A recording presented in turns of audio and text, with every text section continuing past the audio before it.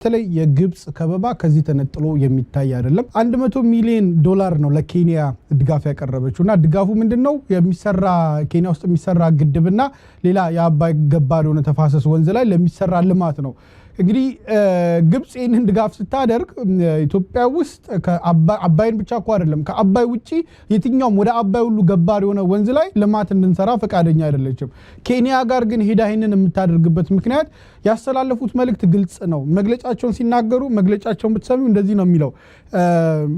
የተናጠል በዚህ በአባይ ተፋሰስ ላይ የተናጠል ውሳኔ ፈጽሞ ኢንተርቴን ልናደርገው አይገባም የሚወሰኑ ውሳኔዎች የጋራና የታችኛውን ተፋሰስ ሀገራት ያማከለ ሊሆን ይገባዋል አሁን ያው የግብጽን ፖለቲካ በቅርበት ለሚያክሰው ብዙ የሚያስገርም አይደለም ምን ማለታቸው ግን ነጥቦቹን አገጣጥመን ነው ማየት ያለብን ግብጽ ከዚህ ቅርብ አመታት በተለይ የግድቡ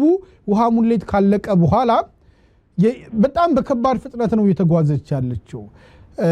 ኢትዮጵያን ለመክበብ በመታደርገው ጥረት ላይ ደግሞ የብልጽግና የውርድንብር ጉዞ መሳሪያ ቀብሏታል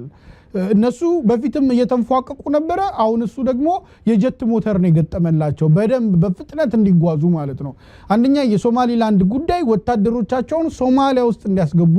እድል ከፍቶላቸዋል ወይም በር ከፍቶላቸዋል ይሄ ብቻ አይደለም በሶማሊላንድ ጉዳይ ላይ ቀጠናው ላይ ብዙ ሀገራትን ከጎናቸው እንዲያሰልፉ ምክንያት ፈጥሮላቸዋል ከእንደገና ኢትዮጵያን በጸባጫሪነትና ሀገር ከፋፋይነት እንድትከሰስ ምክንያት እድል ነው የሰጠው ይሄን ብቻ አይደለም ደግሞ መመልከት ያለብን ጅቡቲና ኤርትራ ላይ ከኤርትራ ጋር እንግዲህ የነበረው ግንኙነት በፊትም ወገም ጠቀም ያደረገ ነው በሁልጊዜም ግብጾች በዛ ዙሪያ ላይ ያላቸውን ቀጥተኛ የሆነ ድጋፍና አስተዋጽኦ የሚታወቅ ነው ነገር ግን አሁን ደግሞ የብልጽግና ኤርትራን መንግስት ወዲያውኑ አንታጎናይዝ አድርጎ ኮርነር ለማድረግ የሄደበት መንገድ በፍጥነት ነገሮች ፌዝ እንዲቀይሩ ነው ያደረገው ያ ባለፈው ጅቡቲም የገባችውን ስምምነት ኤርትራ ላይም አሰብን ለማልማት የተደረገውን ስምምነት የምናስታውሰው ነው ይሄ ሌላ ነገር ነው በተለይ ጅቡቲ ለኢትዮጵያ ለማስተዳደር ልትሰጠው የነበረውን አካባቢ ላይ ነው ግብጾችን ጋብዛ ለፕሮጀክት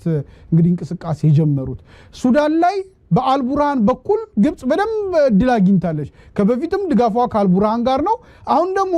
ኢትዮጵያ የነበራት ታሪካዊ ሚና ምንድን ነበር በነገራችን ላይ ሱዳንና ኢትዮጵያ መካከል ረጅም ዘመን ያስቆጠረ የድንበር ይገባኛል ውዝግብ አለ በፊት በንጉሱ ጊዜ ያው እንግሊዞቹ ስለነበር ቀጥሎ የነበረውን ከጣሊያን ወረራ ቀጥሎ የነበረውን 10 አመት ያስተዳደሩት ብዙ ሳይነሳ ቆየ ከዛ በኋላም የነበረው ደርግ የሚታወቅ ነው ጦረኛ ነው እንደዛው ነገሩ እንደዚሁ ሰጣ ገባ እንዳለ መጎነታተል እንዳለ ግን ደግሞ የከፋ ጦርነት ሳይፈጠር ቆየ ኢህአዲግ ሲገባ ደግሞ ኢህአዲግን በቀጥታ በተለይ ህወሓትን ይረዱት ስለነበረው የነበራቸው ግንኙነት በመከባበር ድንበሩ ሳይሰመር ግን በጋራ እየተኖረበት ታለፈ አሁን ግን ያለው ደረጃ ጋር ስንመጣ ኢትዮጵያ በሱዳን ውስጥ የነበሩ እንግዲህ ኢትዮጵያ ከንጉሳዊ ስርዓት ወጣ ወታደራዊ ስርዓት ከዛ ደግሞ የኢህአዲግን ከዛ አሁን ብልጽግና ያለበት ደረጃ ጋር ስትመጣ ሱዳን በጣም መሰረታዊ የሚባሉ ትልልቅ ጦርነቶችን አሳልፋለች አንደኛው ደቡብ ሱዳን የተገለጠለችበት ትልቁ ጦርነት ነበረ በዛ ጦርነት ውስጥ ኢትዮጵያ የነበራት ሚና ምንድነው ኢትዮጵያ የገለልተኛ ሚና በመያዟ ሁለቱን ሀገራት አልበሽርንም ደግሞ በዚህ ነሳልቫኪርንም በማሸማገል ትልቅ ሚና ነበራት ሌላኛው የጃንጃዊድ ሚኒሻ በሰሜን ሱዳን ላይ ከፍተኛ የሆነ እልቂት ሲፈጽም በዳርፉር ላይ እልቂት ሲፈጽም ኢትዮጵያ የነበራት ሚና ምንድነው ገለልተኛ ስለነበረች ከፍተኛ የሰላም አስከባሪ ሰራዊት ዳርፉር ላይ ነው የነበረው የኢትዮጵያን ሚናን እንግዲህ ተመልከቱ አሁን ሄመቲ ኢትዮጵያ ከዩናይትድ አረብ ኤሚሬት ጋር አብራ የምትደግፈው ሄመቲ እዛ ዳርፉር ላይ በርካታ ሰዎች በሺዎች የሚቆጠሩ ሰዎችን ሲጨፈጨፍ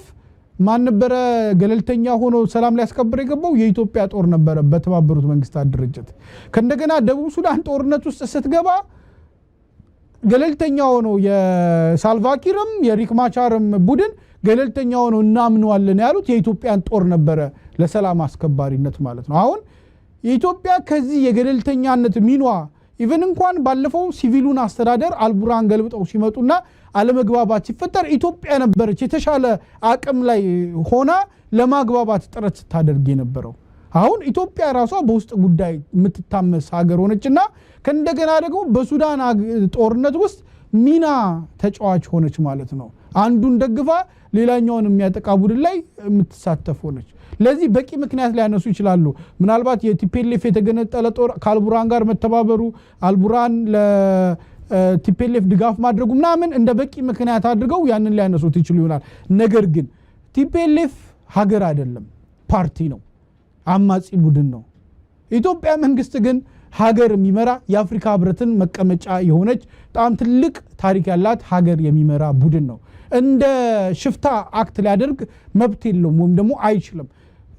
የተባበሩት አረብ ኤሚሬት ሩቆና ነው ነገር የምትቆሰቁሰው እኛ ግን ወላፈኑ በቀጥታ ነው የሚነካን ጦርነቱ በቀጥታ ነው የሚነካን ጉዳቱ በቀጥታ ነው የሚነካን ቤኒሻንጉል ላይ ኢትዮጵያን ናቸው እየተመለመሉ እንዲዋጉ እየተደረጉ ያሉት ስለዚህ እነኚህን ሁሉ ነገሮች ስትመለከቱ ግብጽ ኢትዮጵያን የመክበብ ነው ሶ ኬንያ ጋር እንዴት ነው ያደረገችው የ$100 ሚሊዮን ድጋፍ በማድረግ ኬንያ በኢኒሺዬቲቭ ላይ ከግብጽ ጎን እንድትቆም ማለት ነው በጠቅላይ ሚኒስትር የቀድሞ ጠቅላይ ሚኒስትር ኃይለ ማርያም ደሳለኝ ጊዜ የነበረው በሁነቶች ላይ የነበረው ስምምነት ካይሮ ላይ የተፈረመው አንዱ ትልቁ ነገር የናይል ኢኒሺዬቲቭ ሀገራትን በሙሉ ያስተባበረና በአባይ ጉዳይ ላይ ግብጽ ሱዳንና ኢትዮጵያ ብቻ ሳይሆን የተፋሰሱ ሀገራት በሙሉ አብረው የሚወስኑበትን እድል የፈጠረ ነበር ያንን ሁኔታ ግብጽ ደስተኛ አልነበረችም ከኢኒሺዬቲቭ እንዳውም ስምምነቱን ከዛ በኋላ በኢኒሺዬቲቭ የሚመጣውን ግፊት እንቢ ብላ አፈንግጣ ያወጣችው ግብጽ ነበረች ሌሎቹ ሀገራት ሲስማሙ አሁን ግብጽ ይሄንን ሁኔታ ስትመለከት ምንድነው ያደረገች ያለችው የኢኒሺዬቲቭን ሀገራት ከሷ ጎን ለማሰለፍ ጥረት ያደረገች ነው ያለችው ስምምነታቸው ላይ የሚገርመው ኬንያ ሞምባሳ የራሷ በጣም ብዙ ወደብ ያላት ሀገር ነች ግብጽ ደግሞ እዛ ቀይ ባህር ላይ ነው እና ሜዲትራኒያን ላይ ነው በዋነኛነት ሜዲትራኒያን ላይ ነው ትልቅ የወደብ እንትን ያላት እዚህ የህንድ ውቅያኖስ ነው ኬንያ ያላት ምን አይነት ነገር መሰለሽ አብደልሃቲ ሲናገር የነበረው በጣም ይገረመኝ ከህንድ ውቅያኖስንና ቀይ ባህርን ሊያገናኝ የሚችል የንግድ መስመር መዘርጋት እና በዛ ደግሞ የግብርናና አስፈላጊ ግብአቶችን ለኬንያ ማቅረብ በነገራችን ላይ ዋነኛ የዚህ ግቡ ምንድነው ኢትዮጵያ ነች ለኬንያ አንዳንድ ግብአቶችን የምታቀርበው ኤሌክትሪክ አቅርቦት የምትሸጠው ኢትዮጵያ ነች ስለዚህ ኬንያ ራሷን እንድትችልና ከኬንያ ኢትዮጵያ ገበያ እንድታጣ በተለያዩ መንገዶች ከኬንያ ጋር ያላትን የሚያስተሳስራትን ነገር ለማጥበብ የሚደረግ ጥረት ነው ኦፍ ኮርስ በ$100 ሚሊዮን እዚህኛው ላይ $1 ቢሊዮን ፕሮጀክት ነው ያለውና በ$100 ሚሊዮን ያንን ሁሉ ታሳካለች ብሎ ባይጠበቅም ግን የጥረቱ አካል ነው ዝም ብላ አይደለም የተቀመጠች ያለችው ሶማሊያ ላይ ጦር አስገብታለች የሶማሊላንድን ጉዳይ ከነ ቱርክና ከሌሎች